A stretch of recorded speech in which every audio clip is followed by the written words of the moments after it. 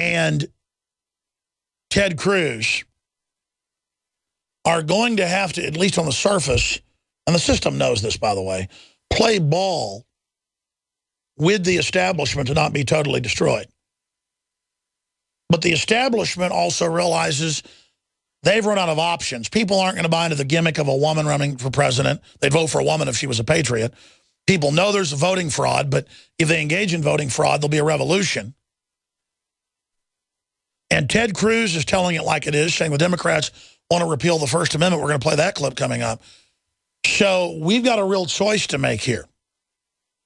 Are we going to let the Republican Party fully destroy the Tea Party, or are we going to stand up for it and try to get the Tea Party candidates into office across the nation? And the answer is we need to get Tea Party candidates in 2014. We need to see a total sweep ahead of the general election in 2 years by Tea Party candidates. And I've always been a purist, and people know that. But the Democrats are loaded for bear, and they are trying to fully get rid of the Republican Party. So there's not even an option. And they understand the main threat to their hegemonic power is a libertarian takeover of the Republicans. So we've got to fulfill their greatest fears and put wind into those sails and understand they've got their main forces attacking the Tea Party because it's the main venue worldwide to defeat them. The Tea Party / UKIP movement worldwide are just traditionalist, where you have families, you get to keep a little bit of your money, you get to have a little bit of factories and jobs. I mean, the Tea Party is not 1/10 as radical as it should be. It's what the Democrats would have been in the 1960s, or the Republicans would have been in the 1970s or 80s. But the globalists have radicalized things so much in the Overton window that now you've got open communism being promoted by Democratic members of the Congress. And you've got open announcements that the family's evil and must be eradicated, and that total socialism is the way to go. And you've got open moves, we're going to play the clip,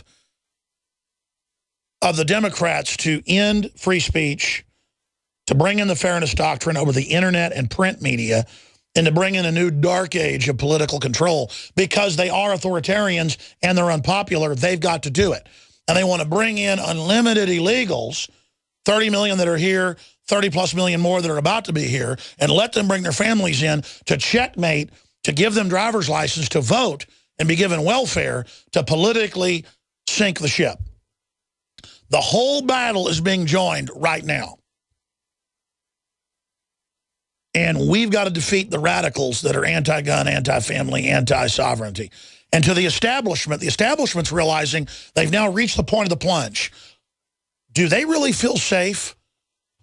The Rupert Murdochs, but even the so-called leftist establishment, do you really want to overthrow the whole country and bring in hardcore tyranny? You think you're going to be safe in a Leninist, Stalinist, Maoist type system just because you've got villas in Switzerland? And you think you can get out of the country? Most of you that are part of this system are going to lose your prosperity, lose your bank accounts. 99% of you that helped bring this in will be screwed over by it. So even if you're an immoral psychopath, even if you're an immoral establishment type out there, or Rupert Murdoch, who's played ball with the globalists and played both sides of the fence and promoted global warming on Fox TV and all this anti-family stuff, you've worked with them, Murdoch. You've played both sides and come out on top doing it. If you keep playing both sides, you're going to lose everything. Mark my words, News Corps. Mark my words, everybody else. You either stand up for basic freedom now, or you're going to lose your butt as well. It is liberty, it is due process, it is prosperity that we're going to lose. A moral country is wealthy and virtuous. A virtuous country is wealthy and successful. You guys have cheated a lot to get where you're at, but not all of you are pure evil. And so you better reform the country now, right the ship now, fix the nation now. We need to see a total Tea Party sweep of the Republican Party, and we need to see more people run. There's some good folks running as Democrats. In fact, I want to get some of them on. One of them runs an ad here on the network, not with me, but with the network. And I know she's got some good policies. So we need to see this happen. Now, let's go to Ted Cruz. Democratic senators want to repeal the First Amendment. I'm telling you, the only way Ted Cruz can get the poll position from Rand Paul, who at the CPAC poll, but also Gallup polls, is the leader for the Republican presidential nomination right now.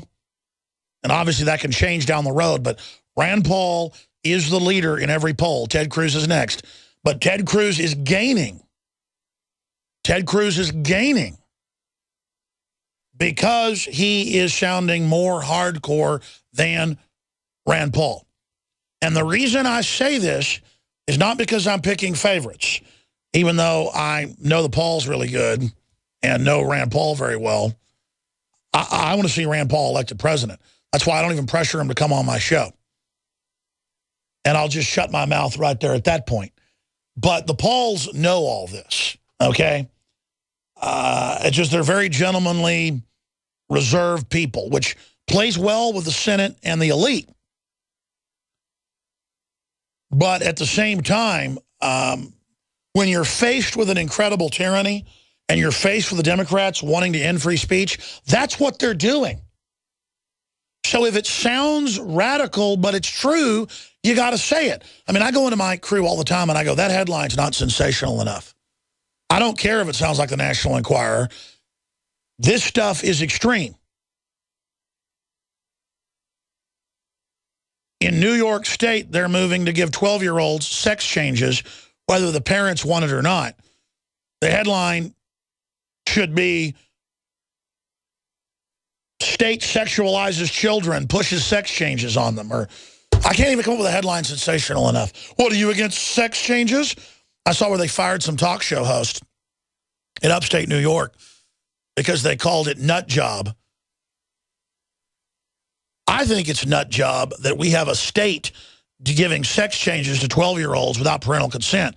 Look, if somebody thinks they're a woman and that, whatever, I'm not against you. I'm not obsessed with sex. I'm not repressed.